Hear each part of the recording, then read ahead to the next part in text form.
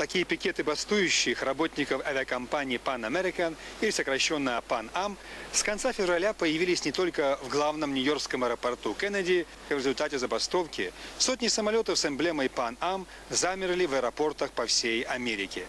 Вина за это полностью лежит на боссах авиакомпании, которые пекутся о прибыли и совершенно игнорируют нужды людей, а прибыль эту создающих.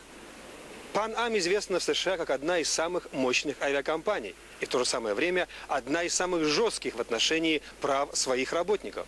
Особенно это характерно для последних 4 лет.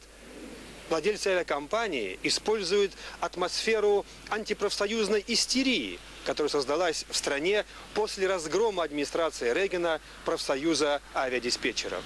Дельцы из Pan American под видом рационализации производства провели широкие увольнения, выбросив на улицу около 8 тысяч рабочих и служащих компаний. Они запланировали продолжать и дальше эти увольнения. А где сейчас найдешь работу? В армии безработных в США около 9 миллионов американцев. Они сократили наши пенсии, зарплаты, отпуска, затраты на медицинскую помощь, говорит один из забастовщиков.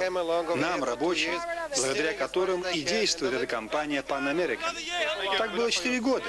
И боссы хотят продлить эту антирабочую политику еще на 3 года. Но мы не хотим больше терпеть. Хватит. Мы решили бороться до конца.